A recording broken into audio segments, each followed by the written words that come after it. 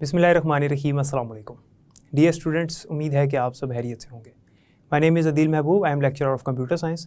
आज की इस वीडियो में हमने चैप्टर नंबर 2 का जो टॉपिक है नेटवर्किंग कॉन्सेप्ट्स वो शुरू करना है। नेटवर्किंग कॉन्सेप्ट्स में इसने बताया हुआ है कि नेटवर्क होता क्या है और नेटवर्क को बनाते कैसे हैं, और उसके बाद यूजेस ऑफ नेटवर्क हम पढ़ेंगे जो कि हम पहले से डिस्कस कर चुके हैं। उसके बाद नेटवर्क मॉडल्स पढ़ेंगे जो आज का मेजर टॉपिक है, और एक लॉन्ग क्वेश्चन भी है नेटवर्क मॉडल यानी नेटवर्क का स्ट्रक्चर। नेटवर्क के मॉडल की 3 टाइप्स हैं हमारे पास, client server, pair to pair और हमारे पास हाइब्रिड नेटवर्क। ये 3 नेटवर्क की टाइप्स हैं। इसमें आज हम ये तीनों टाइप्स डिस्कस करेंगे, फिर इंशाल्लाह आपको समझ आ जाएगी। तो चलते हैं लेक्चर की तरफ। नेटवर्क बनाने का मकसद ये होता है ताकि हम एक दूसरे के साथ डाटा या इन्फॉर्मेशन वगैरह शेयर कर सकें। और नेटवर्क कहते किसको हैं? जब 2 या 2 से ज़्यादा कंप्यूटर्स आपस में कनेक्ट कर दिए जाएं किसी कम्युनिकेशन मीडियम के ज़रिए से। और कम्युनिकेशन मीडियम से मुराद हमारे पास कम्युनिकेशन चैनल भी इसको कहते हैं। इसका मतलब वायर या वायरलेस है। यानी जब 2 या 2 से ज़्यादा कंप्यूटर्स आपस में कनेक्ट होंगे तो वो किसी कम्युनिकेशन मीडियम के थ्रू कनेक्ट होंगे, और वो जो मीडियम है वो या तो वायर होगी या फिर सिग्नल्स होंगे, वायरलेस से मुराद सिग्नल्स। इस तरह से कंप्यूटर्स को आपस में कनेक्ट किया जाता है। जब कंप्यूटर्स को कनेक्ट कर लिया जाता है तो हम ना सिर्फ एक दूसरे के साथ राब्ता कर सकते हैं, बल्कि हम data, information, files, hardware, software, ये सारी चीज़ें शेयर कर सकते हैं। हमारे पास नेटवर्क बनाने के बहुत सारे एडवांटेजेस हैं। हम एक दूसरे के साथ जब राब्ता करते हैं तो वो राब्ता यानी जो यूज़र कम्युनिकेशन है, वो राब्ता सिर्फ डाटा के ज़रिए से नहीं, मैसेजेस के ज़रिए से नहीं, बल्कि हम ऑडियो कॉल कर सकते हैं, हम वीडियो कॉन्फ्रेंस कर सकते हैं, हम ग्रुप की शक्ल में एक दूसरे के साथ राब्ता कर सकते हैं। ये नेटवर्क की वर्किंग है असल में, कि हम इसके ज़रिए से क्या क्या काम कर सकते हैं। अब नेक्स्ट जो उसने यहाँ पर एक टॉपिक मेंशन किया है वो है यूजेस ऑफ नेटवर्क। नेटवर्क के कौन कौन से यूजेस हैं? सबसे पहला यूज़ तो ये है कि नेटवर्क के ज़रिए से हम हार्डवेयर शेयर कर सकते हैं, हम डिवाइसेस, हार्डवेयर रिसोर्सेज को शेयर कर सकते हैं। मिसाल के तौर पे अगर हमने कुछ कंप्यूटर्स को आपस में कनेक्ट किया है और किसी एक कंप्यूटर के साथ हमने प्रिंटर अटैच किया हुआ है, उस एक प्रिंटर को बाकी सारे कंप्यूटर्स यूज़ कर सकेंगे। मिसाल के तौर पे अगर एक लैब में चंद कंप्यूटर्स हैं, 10 to 15 कंप्यूटर्स हैं, और वो सब प्रिंटर की फैसिलिटी हासिल करना चाहते हैं, सब के सब प्रिंटर यूज़ करना चाहते हैं, तो हम उनका नेटवर्क बना के किसी एक कंप्यूटर के साथ प्रिंटर अटैच कर देंगे और बाकी सारे कंप्यूटर्स उस एक प्रिंटर को यूज़ कर सकेंगे। इससे क्या हुआ कि हमने हार्डवेयर को शेयर कर लिया। वो हार्डवेयर, वो प्रिंटर किसके साथ अटैच था? किसी एक कंप्यूटर के साथ अटैच था, और बाकी जो कंप्यूटर्स हैं उनके साथ अटैच नहीं है एज सच, लेकिन वो उसको शेयर कर सकते हैं। उसकी वजह ये है कि बाकी जो कंप्यूटर्स हैं वो उस प्रिंटर वाले कंप्यूटर के साथ, यानी जिस कंप्यूटर के साथ वो प्रिंटर अटैच, उसके साथ वो कनेक्टेड हैं with the help of communication medium, क्योंकि नेटवर्क बना हुआ है। तो ये भी एक इसका फ़ायदा है। और आपने गौर किया कि हार्डवेयर को शेयर करने से हमारी कॉस्ट पे भी अफेक्ट आया। So network is a cost effective way. इसके ज़रिए से हमारी कॉस्ट भी बच गई, हमारे पैसे भी बच गए। वो कैसे? कि जहाँ हमने 10 प्रिंटर लाने थे वहाँ हम सिर्फ एक प्रिंटर ले आए और हमने उसको शेयर करवा दिया। तो इससे सिर्फ हार्डवेयर शेयर नहीं हुआ बल्कि हमारे पैसे भी बच गए। इसके अलावा नेटवर्क के ज़रिए से सिर्फ हार्डवेयर ही नहीं बल्कि we can share software also. हम सॉफ्टवेयर को भी शेयर कर सकते हैं। मिसाल के तौर पे किसी एक कंप्यूटर पे जो सॉफ्टवेयर इंस्टॉल्ड है, उस एक सॉफ्टवेयर को बाकी कंप्यूटर्स जो नेटवर्क में मौजूद हैं वो उस एक सॉफ्टवेयर को यूज़ कर सकते हैं। फॉर एग्ज़ाम्पल बैंक में क्या होता है? बैंक में जितने भी कंप्यूटर्स मौजूद हैं और बैंक की जितनी भी ब्रांचेस में मौजूद हैं वो एक सिंगल सॉफ्टवेयर को यूज़ करते हैं, एक एप्लीकेशन को यूज़ करते हैं। वो जो एप्लीकेशन है, वो जो सॉफ्टवेयर है, वो किसी एक सर्वर कंप्यूटर पे यानी एक मेन कंप्यूटर पे इंस्टॉल्ड है। बाकी सिर्फ उसको यूज़ करते हैं, उसको अपडेट करते हैं, उसमें डाटा एंटर करते हैं और उसके डाटा को यूज़ करते हैं। सो हम हार्डवेयर के अलावा सॉफ्टवेयर भी शेयर कर सकते हैं। स्टूडेंट्स, आपको पता है कि नेटवर्क के ज़रिए से हम वीडियो कॉन्फ्रेंस या टेली कॉन्फ्रेंस भी कर सकते हैं, जिसे टेली कम्युनिकेशन भी कहते हैं। टेली कम्युनिकेशन से ये मुराद हम एक दूसरे के साथ राब्ता कर रहे हैं, जैसे हम ऑडियो कॉल करते हैं। और वीडियो कॉन्फ्रेंस से मुराद आप जानते हैं कि हम ग्रुप की शक्ल में वीडियो कॉन्फ्रेंस करके, वीडियो कॉल करके एक दूसरे के साथ फेस टू फेस मीटिंग कर सकते हैं। नेटवर्क के ज़रिए से हम एक सिंगल कनेक्शन जो नेटवर्क का कनेक्शन है वो बाकी कंप्यूटर के साथ शेयर कर सकते हैं, जस्ट लाइक वाईफाई। जैसे घर में एक कनेक्शन है वाईफाई का, और बाकी जो कंप्यूटर्स हैं या बाकी जो मोबाइल फ़ोन्स हैं वो उस एक वाईफाई कनेक्शन को यूज़ कर रहे हैं। वो वाईफाई कनेक्शन बेसिकली इंटरनेट का कनेक्शन है, जिसको सारे computers at a time use कर रहे हैं, at the same time use कर रहे हैं, हम कह सकते हैं साइमल्टेनियसली यूज़ कर रहे हैं। और आपको पता है कि अगर हम इंटरनेट यूज़ कर रहे हैं, चूँकि इंटरनेट भी एक नेटवर्क की ही टाइप है, एक वाइड एरिया नेटवर्क है, तो इंटरनेट अगर हम यूज़ कर रहे हैं तो हम ईमेल की सर्विस को भी इस्तेमाल कर सकते हैं। ईमेल की सर्विस क्या होती है, इसी चैप्टर में पहले हम डिस्कस कर चुके हैं। एक इलेक्ट्रॉनिक मेल है और इसके ज़रिए से हम एक दूसरे को ईमेल्स वगैरह सेंड कर सकते हैं, फाइल्स और डाटा वगैरह शेयर कर सकते हैं। सो ये नेटवर्क के यूजेस थे। तो हमने नेटवर्किंग कॉन्सेप्ट्स और नेटवर्क के यूजेस पढ़े। जब मैंने ये चैप्टर आपको स्टार्ट करवाया था तब ही मैंने आपको बता दिया था कि नेटवर्क होता क्या और उसके यूजेस क्या हैं। फिर उसमें हमने नेटवर्क के टाइप्स और बाकी डिटेल्स भी देख ली थी। अब नेक्स्ट जो टॉपिक है वो है नेटवर्क मॉडल्स। स्टूडेंट्स, आज के लेक्चर का ये मेजर टॉपिक है और आज के लेक्चर में ये जो हम टॉपिक पढ़ रहे हैं यही मेन टॉपिक है और इम्पॉर्टेंट टॉपिक है बोर्ड के पॉइंट ऑफ व्यू से, लॉन्ग क्वेश्चंस के हवाले से भी और शॉर्ट के हवाले से भी। नेटवर्क मॉडल होता क्या है? नेटवर्क मॉडल का मतलब है नेटवर्क की बनावट, नेटवर्क का स्ट्रक्चर, नेटवर्क की बनावट, नेटवर्क को किस तरह से बनाया गया है, इसे हम कहते हैं नेटवर्क मॉडल। आपको पता है कि नेटवर्क बनाने के हमारे पास डिफरेंट मॉडल्स, डिफरेंट मेथड्स मौजूद हैं इस दुनिया में, जिसमें से नंबर 1 पे आता है क्लाइंट सर्वर मॉडल, जिसे हम डेडिकेटेड सर्वर नेटवर्क भी कहते हैं। Number 2 peer to peer network and number 3 is hybrid network. Dear students, सबसे पहले हम डिस्कस करेंगे क्लाइंट सर्वर नेटवर्क, जिसे हम डेडिकेटेड सर्वर नेटवर्क भी कहते हैं। क्लाइंट सर्वर नेटवर्क कुछ इस तरह से दिखता है जैसा आपको नज़र आ रहा है कि अगर आप गौर करें तो दरमियान में एक सेंट्रल कंप्यूटर है जिसे हम सर्वर कंप्यूटर कहेंगे, और बाकी के जो कंप्यूटर्स हैं वो सारे के सारे क्लाइंट कंप्यूटर्स हैं। अब क्लाइंट और सर्वर क्या होता है इसके ऊपर बात करते हैं। याद रखिएगा कि server is a main computer in the network. Server जो है वो नेटवर्क में मेन कंप्यूटर होता है जो अपनी सर्विसेज प्रोवाइड करता है अदर कंप्यूटर्स को, यानी वो कंप्यूटर्स जो नेटवर्क में सर्वर के साथ कनेक्टेड हैं वो सर्वर की सर्विसेज को यूज़ कर रहे हैं, और जो कंप्यूटर्स सर्वर की सर्विसेज को यूज़ करते हैं उन कंप्यूटर्स को हम क्लाइंट कंप्यूटर्स कहते हैं। तो ऐसा मॉडल जिसमें एक सर्वर और बाकी कंप्यूटर्स जो हैं वो क्लाइंट कंप्यूटर्स हैं, तो ऐसे नेटवर्क को हम क्लाइंट सर्वर नेटवर्क या क्लाइंट सर्वर नेटवर्क मॉडल कहते हैं, या इसका दूसरा नाम मैंने आपको बताया डेडिकेटेड सर्वर नेटवर्क। अब इसके फ़ायदे क्या हैं, हम क्यों इसको बनाते हैं, और इसके डिसएडवांटेजेस क्या हैं, इसके नुकसानात क्या हैं, इसके लिमिटेशंस क्या हैं। क्लाइंट सर्वर नेटवर्क बनाने से होता ये है कि हमारी कॉस्ट बच जाती है। वो कैसे? वो इस तरह से कि हमारी अगर सॉफ्टवेयर ऐसा हम यूज़ कर रहे हैं नेटवर्क में, हम ऐसा सॉफ्टवेयर यूज़ कर रहे हैं जो कि हमने सर्वर पे सेव करवाया हुआ है, और बाकी कंप्यूटर्स उस एक सॉफ्टवेयर को यूज़ कर रहे हैं, उस सॉफ्टवेयर के अंदर बेशुमार डाटा मौजूद है, और इतना डाटा मौजूद है कि उसके लिए हार्ड डिस्क यानी स्टोरेज मेमोरी जो है वो ज़्यादा लार्ज, ज़्यादा अमाउंट की चाहिए, large amount of storage device चाहिए हमें। तो अगर हम हर कंप्यूटर के ऊपर वो स्टोरेज डिवाइस इंस्टॉल करें और स्टोरेज डिवाइस के अंदर वो डाटा सेव करें, तो हर कंप्यूटर के लिए large amount of storage device चाहिए होगी जो कि कॉस्टली होगी, एक्सपेंसिव होगी।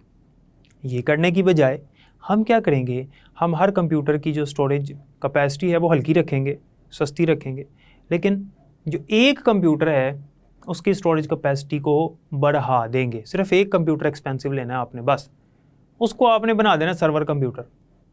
बाकी जो है वो सिंपल सादे कंप्यूटर्स हैं, उनकी ना तो स्टोरेज कैपेसिटी ज़्यादा है ना स्पीड ज़्यादा है, लेकिन वो क्या कर रहे हैं, वो उस सॉफ्टवेयर को जो एक सर्वर कंप्यूटर पे सेव है उसको यूज़ कर रहे हैं। इसका एडवांटेज है कॉस्ट भी बच गई और स्टोरेज मेमोरी भी शेयर हो गई। स्टोरेज मेमोरी उसकी है, डाटा उसकी मेमोरी पे पड़ा हुआ है सर्वर कंप्यूटर पे, लेकिन बाकी जो क्लाइंट्स हैं वो उसको यूज़ कर रहे हैं, बाकी जो क्लाइंट कंप्यूटर्स हैं वो उसके डाटा को इस्तेमाल कर रहे हैं। So this is the advantage of client server model और डेडिकेटेड सर्वर नेटवर्क। इसका फ़ायदा, और आपको पता है कि इसमें सिक्योरिटी अच्छी होती है, क्योंकि जो सर्वर कंप्यूटर है हम उसको सिर्फ सिक्योर कर लेते हैं। देखें, इस बात को समझें ज़रा, डाटा जो हमने रखवाया हुआ है सर्वर कंप्यूटर के ऊपर, वो क्लाइंट कंप्यूटर्स के ऊपर इंस्टॉल्ड नहीं है, क्लाइंट कंप्यूटर्स के ऊपर सेव भी नहीं है। इसकी एग्जांपल देता हूँ, अभी समझ आ जाएगी। आप यूट्यूब पे वीडियोस यूज़ करते हैं, देखते हैं अपने मोबाइल में, अपने कंप्यूटर की स्क्रीन पे, तो वो जो वीडियोस हैं उन वीडियोस को आप अपने मोबाइल या कंप्यूटर में देख रहे हैं, लेकिन वो वीडियोस आपके कंप्यूटर या आपके मोबाइल की मेमोरी कंज्यूम नहीं करती, वो इधर सेव नहीं हैं, वो सेव हैं सर्वर कंप्यूटर पे। हम सिर्फ उनको यूज़ कर रहे हैं, हम सिर्फ उनको स्क्रीन पे देख रहे हैं। तो सिर्फ सर्वर कंप्यूटर की सिक्योरिटी अच्छी कर दी है, आप यहाँ से उन वीडियोस को डिलीट नहीं कर सकते, किसी और की अपलोड की हुई वीडियो को आप डिलीट नहीं कर सकते, चेंज नहीं कर सकते, क्योंकि सिक्योरिटी लगी हुई है। कहाँ सिक्योरिटी लगाई है? आपके कंप्यूटर पे सिक्योरिटी लगाई नहीं, किसी के कंप्यूटर पे सिक्योरिटी नहीं लगाई, सिक्योरिटी सिर्फ एक कंप्यूटर पे लगाई है, वो उनका सर्वर कंप्यूटर है, तो इसमें सिक्योरिटी अच्छी होती है। बाकी जो क्लाइंट कंप्यूटर्स हैं उनको सिक्योर करने की ज़रूरत ही नहीं पड़ती, हम सिर्फ और सिर्फ सिक्योर कर लेते हैं सर्वर कंप्यूटर को, और जो सर्वर कंप्यूटर है सिर्फ उसका डाटा सिक्योर हो जाता।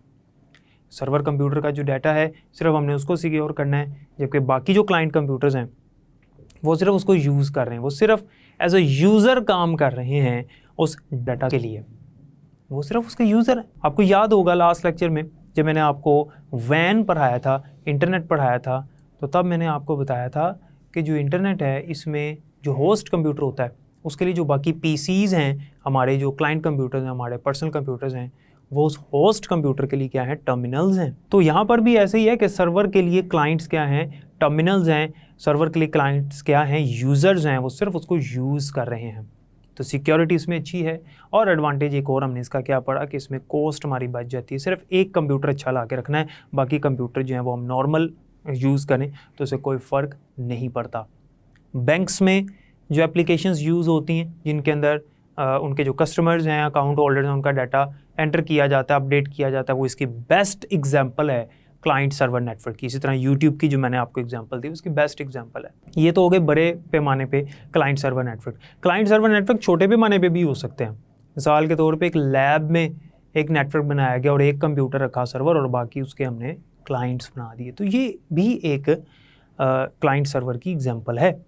छोटा नेटवर्क भी हो सकता है, बड़ा नेटवर्क भी हो सकता है, लेकिन क्लाइंट सर्वर का मतलब ये है कि एक सर्वर और बाकी उसके क्लाइंट्स। इसमें एक नुकसान है इसका, एक डिसएडवांटेज भी है इसका, वो ये है कि अगर सर्वर कंप्यूटर डाउन हो जाता है, सर्वर कंप्यूटर में कोई प्रॉब्लम आ जाती है, क्योंकि टेक्निकल फ्लॉज तो हर जगह पर आने के चांसेस होते हैं। टेक्निकल प्रॉब्लम कहीं पर भी किसी भी टाइम आ सकती है, जितनी मर्जी आप सिक्योरिटी लगा लें। तो सर्वर कंप्यूटर पे अगर कोई मसला आ जाता है, सर्वर कंप्यूटर डाउन हो जाता है, या उसमें कोई वायरस आ जाता है, या उसका डाटा किसी तरह डिलीट हो जाता है, करप्ट हो जाता है, तो सारा नेटवर्क डाउन हो जाएगा। क्लाइंट्स उस डाटे को यूज़ नहीं कर सकेंगे, इवन के क्लाइंट्स एक दूसरे को भी मैसेज नहीं भेज सकेंगे। आपने देखा ना डायग्राम में कि क्लाइंट्स जो हैं वो कनेक्टेड हैं सर्वर कंप्यूटर के साथ, एक दूसरे के साथ डायरेक्टली कनेक्टेड नहीं है। अगर कंप्यूटर नंबर 1 ने मैसेज सेंड करना है कंप्यूटर नंबर 2 को, तो मैसेज किसके पास जा रहा है? पहले as shown in the diagram, message सबसे पहले जा रहा है सर्वर कंप्यूटर के पास, सर्वर से होता हुआ आगे जाता।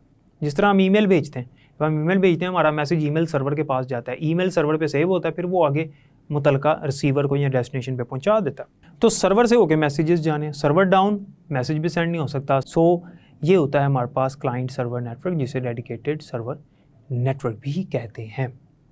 उसके बाद दूसरे नंबर पे हमारे पास जो नेटवर्क मॉडल है that is peer to peer network. Peer to peer network में हमारे पास तमाम कंप्यूटर्स को इक्वल एक्सेस होती है। ये पॉइंट स्टूडेंट समझना आपने ध्यान से, इक्वल एक्सेस का मतलब क्या है। पीयर टू पीयर नेटवर्क में हर कंप्यूटर एक दूसरे के साथ डायरेक्टली अटैच्ड है as shown in the diagram.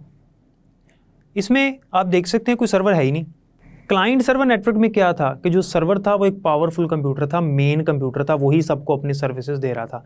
Server के पास इख्तियारात ज़्यादा थे एज़ कम्पेयर टू क्लाइंट्स, क्योंकि सर्वर ही है जो मैसेजेस को सेंड कर रहा है। अगर सर्वर नहीं किसी का मैसेज आगे फॉरवर्ड करता, रोक लेता है, तो क्लाइंट्स कुछ नहीं कर सकते। तो सर्वर के पास अथॉरिटीज़ ज़्यादा हैं सर्वर एक पावरफुल कंप्यूटर होता है, लेकिन पीयर टू पीयर नेटवर्क में हर कंप्यूटर को इक्वल एक्सेस होती है। Each computer in the peer to peer network has equal access. हर कंप्यूटर की इक्वल एक्सेस है। हर कंप्यूटर जो है वो एक जितने ही काम कर सकते हैं। इनमें कोई ऐसा कंप्यूटर नहीं है जिसके पास अथॉरिटीज़, जिसके पास फैसिलिटीज़ ज़्यादा हों। सब एक जैसा काम कर सकते हैं। मोर ओवर, इसमें दरमियान में थर्ड पार्टी इन्वॉल्व नहीं है जिसके पास से हमारा डाटा होके गुजरना है, लाइक सर्वर से डाटा होके गुजरना है। कोई थर्ड पार्टी है ही नहीं। एक कंप्यूटर ने दूसरे को मैसेज सेंड करना है तो वो डायरेक्टली सेंड करेगा। दरमियान में कोई थर्ड पार्टी इन्वॉल्व नहीं है। जैसे सर्वर था, इसमें ऐसा नहीं, क्योंकि इक्वल एक्सेस है, थर्ड पार्टी इन्वॉल्व नहीं है। इसमें हर कंप्यूटर जो है वो जिस टाइम मर्जी चाहे मैसेज भेज सकता है। सेंडर और रिसीवर आपस में डायरेक्टली कनेक्टेड हैं। सो इसे कहते हैं peer to peer network. Dear students, peer to peer network जो होता है इसमें दो डिसएडवांटेजेस हैं। एडवांटेज तो हमने पढ़ लिया कि इक्वल एक्सेस होती है, थर्ड पार्टी इन्वॉल्व नहीं। दो इसके डिसएडवांटेजेस हैं। एक है लैक ऑफ स्पीड, इसकी स्पीड कम होती है। जब हम सर्वर की बात करते हैं ना, तो सर्वर चूँकि पावरफुल है, सर्वर जो है वो विद इन सेकेंड्स हमारा मैसेज फॉरवर्ड कर देता है। लेकिन जब हम हर कंप्यूटर जो एक दूसरे के साथ डायरेक्टली अटैच है, किसी की सर्विस नहीं अवेल कर रहे, डायरेक्टली खुद ही काम कर रहे हैं, तो स्पीड थोड़ी सी स्लो हो जाती है। So lack of speed is the disadvantage of peer to peer network. और एक और इसका डिसएडवांटेज है लैक ऑफ सिक्योरिटी। इसमें लैक ऑफ सिक्योरिटी है। सर्वर का फ़ायदा था कि उसकी सिक्योरिटी अच्छी थी, एक कंप्यूटर पे सिक्योरिटी लगानी। इसमें चूंकि हर कंप्यूटर के पास अपना अपना डाटा पड़ा हुआ। फॉर एग्जांपल एक कंपनी है, कंपनी के पास जो डाटा है जिसको सारे एम्प्लॉयज़ ने यूज़ करना है, कंपनी ने वो डाटा हर एम्प्लॉय के कंप्यूटर पे सेव कर दिया, क्योंकि उन्होंने सर्वर बनाया नहीं।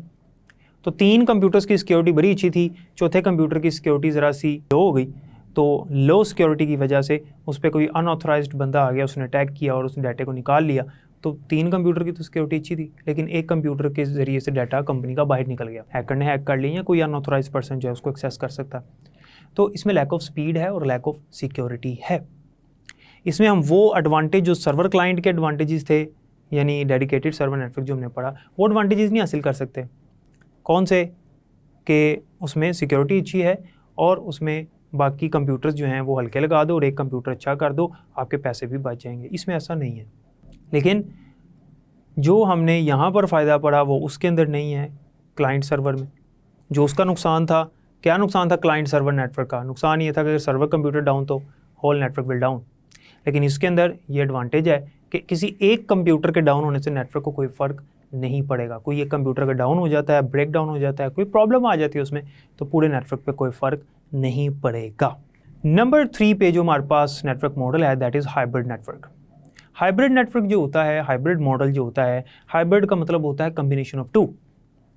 तो हाइब्रिड नेटवर्क जो है ये क्लाइंट सर्वर और पीयर टू पीयर नेटवर्क का कम्बिनेशन है। इसके अंदर दरमियान में सर्वर कंप्यूटर भी मौजूद है, as shown in the diagram. आप देख सकते हैं कि इसमें दरमियान में सर्वर कंप्यूटर भी मौजूद है।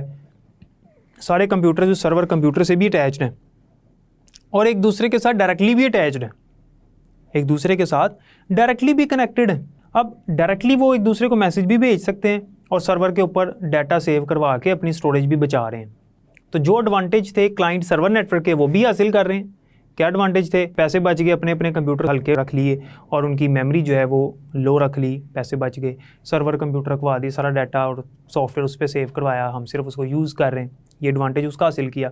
और पीयर टू पीयर नेटवर्क का जो एडवांटेज था वो भी हासिल कर रहे हैं। क्या एडवांटेज? कि एक दूसरे के साथ डायरेक्टली कनेक्शन भी कायम है। सर्वर डाउन हो जाता है तो डायरेक्ट तो कनेक्टेड हैं ही एक दूसरे के साथ। तो ये होता है हाइब्रिड नेटवर्क, जो कि इन दोनों का कम्बिनेशन है। उम्मीद है कि आपको नेटवर्क मॉडल्स की समझ आ गई होगी। डियर स्टूडेंट्स, आपने देखा कि नेटवर्किंग कॉन्सेप्ट्स क्या हैं। इसमें हमने देखा कि नेटवर्क होता क्या है और नेटवर्क को क्यों बनाया जाता है। उसके बाद हमने देखा नेटवर्क के यूजेस क्या हैं और फिर हमने नेटवर्क मॉडल का एक मेजर टॉपिक डिस्कस किया। उसमें हमने देखा कि जो डेडिकेटेड सर्वर नेटवर्क होता है, जिसे हम क्लाइंट सर्वर नेटवर्क भी कहते हैं, ये क्या होता है और इसका फ़ायदा क्या है और इसे हम बनाते क्यों हैं और किस तरह से बनाते हैं। और दूसरी जो हमने टाइप पढ़ी पीयर टू पीयर नेटवर्क, और फिर तीसरी हमने पढ़ी हाइब्रिड नेटवर्क। इन दोनों की वर्किंग क्या थी और ये क्यों बनाते हैं और किस तरह से इसमें काम किया जाता है, वो भी हमने डिस्कस किया।